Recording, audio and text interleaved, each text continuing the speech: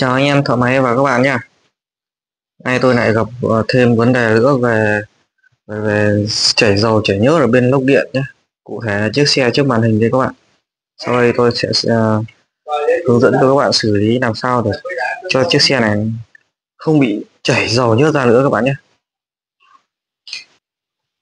Đây các bạn nhìn thấy lốc điện tôi tháo ra rồi mà dầu nhớt nó chảy. Các bạn nhìn này. Đó, thấy chưa? Cái trống là chảy. Sửa đi sửa lại rồi nha các bạn nhé. Sửa đi sửa lại rồi vẫn không được. Nó chảy nhiều hơn ấy. Tôi sẽ gài cái này lên đây.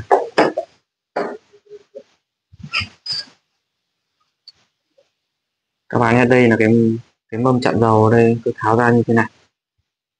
Tháo ra thì kiểm tra các bạn nhé.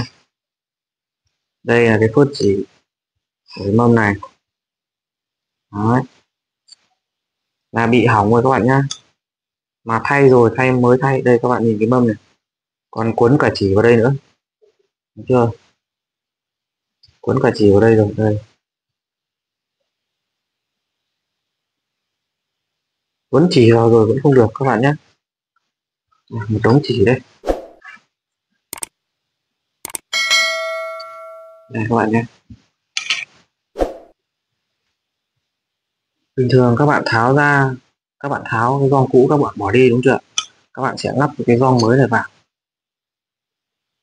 Đây, tôi sẽ lắp vào cho các bạn xem. Đấy. Khi mà các bạn lắp gioăng mới vào thì cái mâm này nó vẫn có cái độ hở của cái gioăng này, nó không thể đầy kín cái này được các bạn nhé. Đây nó vẫn có độ hở đây. Thì các bạn thay cái gioăng này vào đây là sẽ không được. Lý do tại sao? Tại vì là cái mâm này là cũng lâu năm rồi, nó mòn rồi các bạn nhé. Nó mòn cái mặt này, các bạn hiểu ý rồi. Các bạn cho đây đóng ra đóng vào, cái lại vào nhiều năm là nó mòn cái mặt này rồi. Cộng thêm là cái rãnh này nó bị rỗng, các bạn hiểu ý chưa? Cái rãnh này bị rỗng thì các bạn có thay đến vài lần cũng dầu ra, các bạn nắp, thậm chí các bạn nắp vào hôm trước hôm sau dầu ra luôn, dầu nhất chảy ra luôn. Và hôm nay tôi sẽ không lắp cái này nữa các bạn nhé, và tôi sẽ thay cái mâm mới này để nắp vào đây các bạn nhé. Và hôm nay tôi nắp cái mâm mới này vào, tôi sẽ không bôi một tí keo nào các bạn nhé, bảo hành cho các bạn dầu nhớt không ra nữa. Thì đây là cái mâm mới các bạn nhé. Các bạn nhìn cái mâm mới này, đây là tôi mới lắp gioăng, bây giờ tôi cậy ra cho các bạn xem. Đây là cái lý do mà các bạn thay phớt vào vẫn không được. Đây các bạn nhìn cái mâm mới này nhá, cái rãnh này khi mà lắp cái gioăng mới này vào, lắp vào, các bạn nhìn này, nó không có một tí khe hở nào đây. Lắp cái gioăng này vào đây là nó nằm ôm sát đây luôn, các bạn nhìn thấy chưa?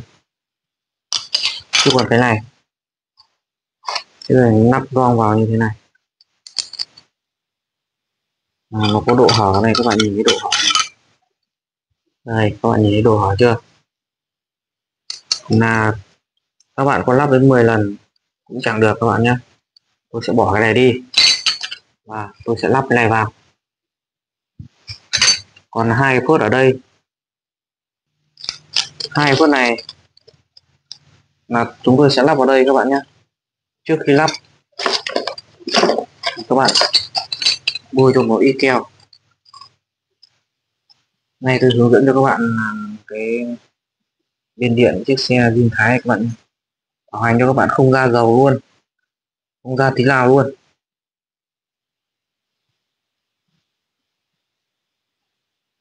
Đây bây giờ tôi lắp vào đây, cái phốt này là phải lắp vào đây trước các bạn nhé.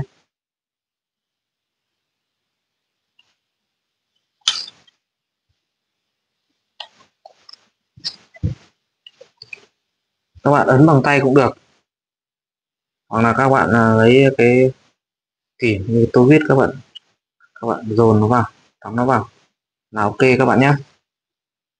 Đây các bạn lắp như bình thường thôi. Tiếp theo nữa là tôi sẽ lắp phốt đây.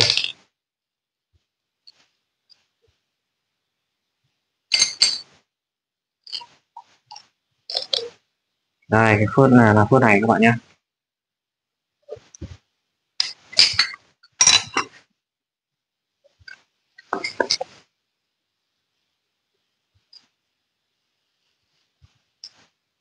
Đây các bạn nhé, các bạn vẫn phải bôi keo như bình thường, bôi như cái phốt vừa xong.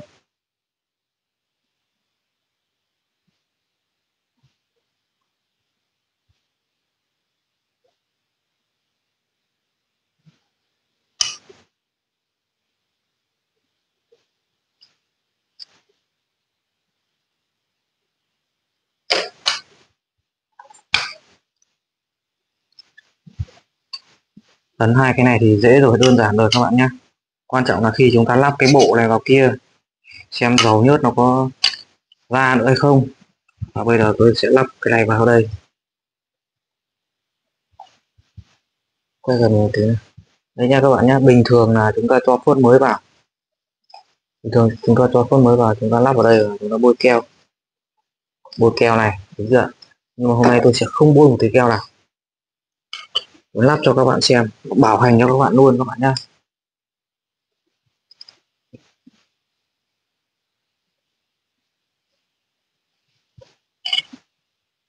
Trước khi các bạn lắp, các bạn bôi một tí dầu nhớt ở đây để vào phốt cho dễ nha các bạn nhé.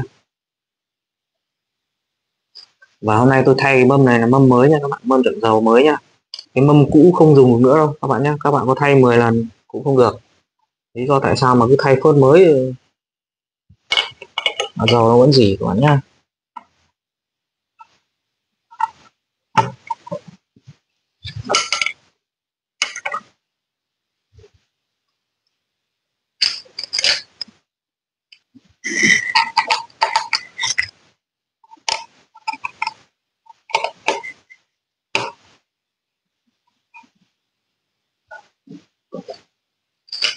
Các bạn dùng biết các bạn xoáy dần vào, sau các bạn đóng vào thật đều các bạn nhé.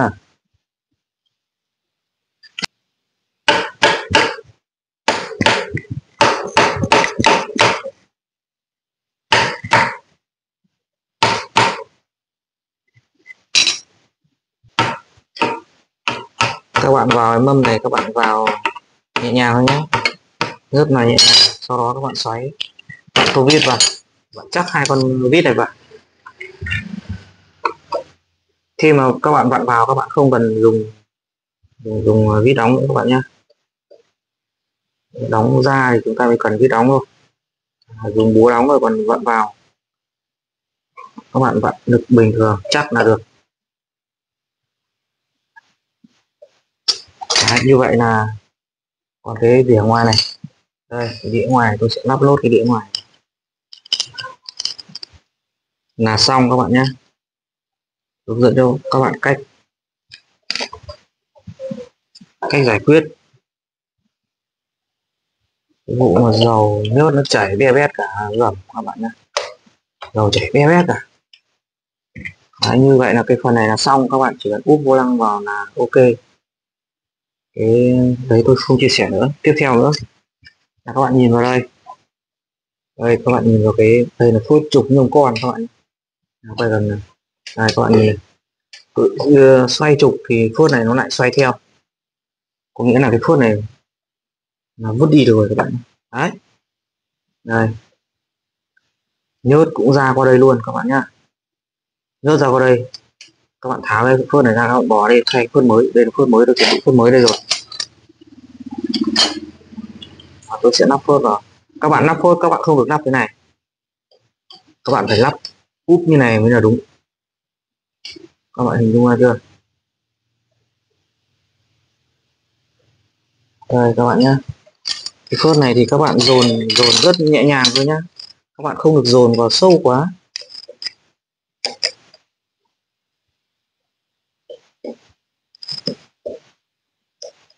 Các bạn dồn nhẹ nhàng thôi.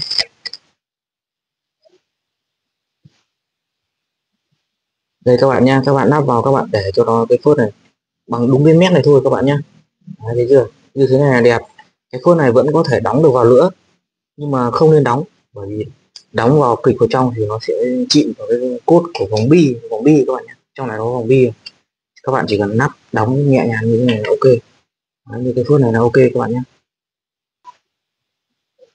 Tiếp theo nữa các bạn nhìn cái xe tiếp theo vẫn là xe này các bạn nhé. Đây là cái nắp Spark các bạn nhìn này, đây gần một tí đi. Đây, dầu nhớt chảy cả trên này nữa các bạn nhé, dầu nhớt chảy be bét cả trên này nữa này. Đấy, còn đây là cái phần này tôi xử lý xong rồi, các bạn nhìn cái gầm trông ghê không? Là lắp vào như này rồi là các bạn nổ máy lên cho nó nóng nha các bạn nhé.